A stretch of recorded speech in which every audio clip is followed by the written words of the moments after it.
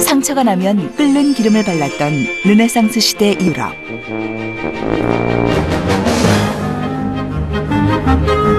정신질환은 치아 감염 때문이라 굳게 믿었던 1930년대 미국.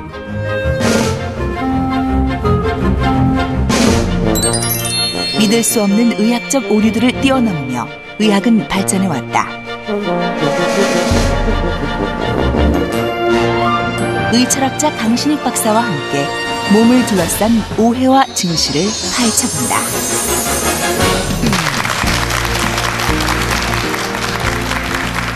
안녕하십니까? KBS TV 특강 박현선입니다. 의철학자 강신익 선생님과 함께하는 몸 세상을 보는 창 강연 2번째 시간인데요. 오늘은 몸에 관한 오해와 진실에 대한 강연 들려주신다고 합니다. 저도 몇 가지 궁금한 점이 있는데요. 모시고 답을 들어보도록 하겠습니다. 큰 박수 부탁드립니다. 안녕하세요. 네, 요즘 황사가 좀 잦은데요. 우리가 흔히 그런 말 하잖아요. 목에 낀 그 때를 삼겹살 기름으로 벗겨낼 수 있다. 이것은 오해인가요? 진실인가요? 글쎄요. 저는 황사가 안 와도 삼겹살에 소주를 자주 먹기 때문에 저한테는 별 특별히 의미가 있는 것 같지는 않고 그런 속설은 일반적으로 근거가 있는 것 같지는 않습니다. 아, 근거는 없는 얘기인가요? 예. 오늘 여러 가지 저희가 오해하고 있는 것들 좀 풀어주실 수 있으면 좋겠습니다. 네, 그렇게 하겠습니다. 네, 강신익 선생님께 큰 박수 드리겠습니다.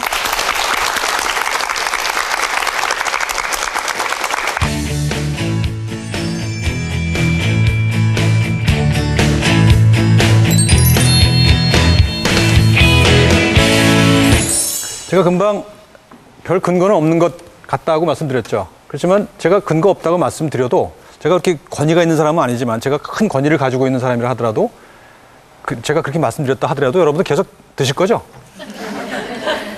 그죠? 그런 겁니다. 그러니까 전문가의 의견이라고 하는 것이 제대로 100% 받아들여지는 경우는 많지 않습니다. 우리는 특히 우리 몸에 관련된 문제라고 한다면 그것이 근거가 있든 없든 우리는 추구합니다. 우리 보신식품 많이 먹지 않습니까? 그렇죠? 근데 그게 의학적 근거가 있는 건 아니거든요, 사실은. 근데 그런 것들도 마찬가지로 이거는 과학의 영역이라기보다는 문화의 영역이다라고 생각하시면 될 것 같습니다. 오늘 제가 말씀드릴 몸에 대한 오해와 진실도 그런 얘기입니다. 우리가 가지고 있는 여러 가지 오해, 지금은 오해라고 얘기를 합니다만 당시에는 그것이 진실이었을 수도 있습니다. 그렇죠? 그래서 그 진실과 오해의 차이는 그렇게 크지 않다. 그리고 아마 우리가 지금 생각하고 있는 몸에 대한 이야기들도 상당 부분은 나중에 오해로 밝혀질 소지가 있는 것들이 많다라고 하는 얘기를 우선 말씀드려야 되겠습니다. 그러니까 과학적 증거가 있다라고 하는 것과 그것이 진실이다라고 하는 것은 다른 얘기일 수가 있습니다. 과학적 근거가 있다고 해서 그것이 진실이고 무조건 따라야 된다라고 하는 이야기는 좀 다시 생각해 볼 필요가 있지 않는가. 그래서 결국은 과학이라고 하는 것의 가장 중요한 요소는 증거에 기반을 해야 되는 거고, 처음에. 그 다음에 건전한 회의주의. 그러니까 의심해 보는 겁니다. 지난 시간에 제가 이제 데카르트 얘기를 하면서 그 사람이 모든 걸 의심해 봤다고 그랬죠. 과학도 의심해 보는 겁니다. 의심을 해서, 거기서 생긴 의문으로 시작해서 거기 창의성이 나오는 거거든요. 그러니까, 남들이 하는 것 따라서 하는 과학은 그거는 승산이 없다. 그러니까 새로운 생각, 어떤 연구 주제를 선정할 때도 새로운 생각을 갖고 거기에 매달리면 재미도 있고 재미가 있다 보면 성과도 있게 마련인 것이죠.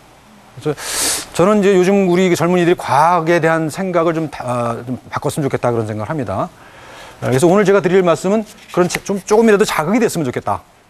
과거의 역사를 통해서 보면 그런 오해들이 많았으니까 우리도 새롭게 좀 생각을 해보자 그런 말씀을 합니다. 자, 질문 하나 드려볼까요? 어려서 그 상처에 된장 발라보신 분 계시나요? 네, 어떨 때 받으셨어요? 아마 제가 어릴 때 같은데 화상을 다리에 입었던 것 같아요. 네. 근데 뭐 제가 원해서는 아니었고 이제 할머니가 발라주셨던 게 아마 된장이 아니었나 그런 생각이 들어요. 병원에 안 가셨어요? 병원에도 나중에 갔었던 것 같아요. 부모님 손에 끌려서요. 예, 그렇게 두 개를 다 하셨네. 예, 뭐 결과적으로는 두 개 다 했는데 뭐 어느 게 더 효과적이었는지는 잘 모르겠네요. 그다음에 왜 흔히들 그 감기 걸리면은 소주에 고춧가루 타서 마시면 좋다 그러죠? 그 해보신 분 계시나요? 해보셨어요? 저는 그 소주에다가 고춧가루 탄 그거는 말고요. 네. 그러니까 이제 벌에 탁 쏘였을 때 네. 그 고양이 소리를 야옹야옹 하고 그렇게 내면은 그게 또 이렇게 괜찮다고 하는 어머니 말씀이 있으셨거든요. 그러니까 그런 기억은 약간 벌에 있는 것 쏘였을 때 고양이 소리를 내라. 네. 예. 그 소주, 고춧가루 소주 드신 분은 안 계신가 봐요? 저는 이전에 대학 다닐 때 감기에 걸렸어요. 그래서 친구들이 감기 걸려서 술 먹으면 안 돼 그랬는데 그 고춧가루에 그 소주가 직방이라고. 그래서 쫓아가서 그 한 잔만 먹었으면 되는데 먹다가 한 병 마셔갖고 아주 며칠 동안 무지 고생했던 기억이 있습니다. 근데 그것 말고도 사실 지금 생각해보면 그런 속설들이 많죠. 근데 그런 속설들을 이거는 미신이니까 버려야 되죠, 당연히. 하지만 한편으로는 그 속에 또 세상을 보는 창이 있는 거죠.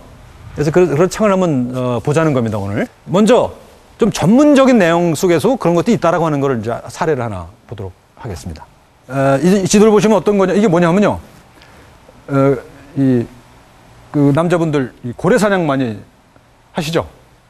고래 사냥을 한 그 비율을 분포입니다. 지난 세기 남자들의 고래 사냥, 그러니까 포경 수술 비율이 80%가 넘는 곳입니다. 그 다음에 이제 열버질수록 그 수술률이 낮아지는 거거든요. 우리나라 어디쯤에 있나요? 진하죠? 80% 넘습니다, 우리는. 근데 다른 나라는 안 그래요. 영국 같은 나라는 5%입니다. 왜 그럴까요? 이 중에서 상당히 많은 그 지역은요, 종교적인 이유 때문에 합니다. 그죠? 그 기독교 성경에도 아브라함과 하나님과의 약속이죠. 약속에서 하도록 되어 있고요. 이슬람도 그렇습니다. 그래서 이슬람과 유대교회는 거의 대부분 합니다. 그러니까 그런 예를 제외하면 우리나라가 굉장히 높은 거죠. 그런 이유 중에서 이제 우리나라와 미국과 필리핀 이 세 나라가 상당히 높은 걸로 되어 있습니다. 근데 이거는 아직도 논란이 많은 겁니다. 몇 년 전에 제가 어떤 분을 만났는데 물리학 교수입니다. 근데 이분이 이제 시민 NGO를 만들어서 하는데 이게 뭐냐면 포경수술 반대를 위한 시민 단체를 만들어서 운영을 했어요. 그래서 이분이 국제 인권상을 수상합니다. 재밌는 현상이죠. 저도 몰랐어요. 저도 모르고 사실은 제 아들이 둘이 있는데 아들 둘 다 제가 수술을 시켰거든요. 근데 이 사실을 알고 나서 상당히 후회를 했습니다. 전혀 과학적 근거가 없었다라고 저는 판단합니다. 물론 다른 판단하는 분도 계십니다만은. 그래서 이거는 특히 어린 나이한테 상처를 주는 거다라는 생각을 하게 되거든요. 그리고 실제로 의학적인 어떤 도움이 된다라고 하는 그런 증거가 별로 많지 않은 걸로 알고 있습니다. 이것 말고도 우리가 어떤 근거가 없으면서도 관행적으로 하고 있는 그런 시술들이 꽤 있고 또 그런 시술들은 진행되다가 중간에 이제 사라지는 그런 경우도 많이 있습니다. 서양의학에서 가장 많이 시행된 시술이 뭘까요? 피 뽑는 겁니다. 서양의학에서는 4개의 액체가 우리 몸에 있다고 그랬죠? 그 중에서 뜨거운 성질, 피입니다. 그러니까 우리가 대개 이제 병에 걸리면 대개 감염에 걸리잖아요. 감염 때문에 생기잖아요. 세균이든지 뭐든지. 그러면 열이 나잖아요. 그러면 고대 서양의학에서 뭐라고 그러냐면 이거는 피가 많아서 열이 난다. 그러니까 피는 뜨거운 성질이 있으니까 피를 빼야 된다라고 하는 거죠. 그래서 그 피를 뽑습니다. 뽑는데 그냥 보통 뽑는 게 아니에요. 우리는 옛날 우리 그 한의학에서 하는 무슨 사혈은 만큼 뽑거든요. 그래서 이렇게 해갖고서 그걸 음압을 빨아내서 요만큼 뽑거든요. 이거는 정맥을 자릅니다.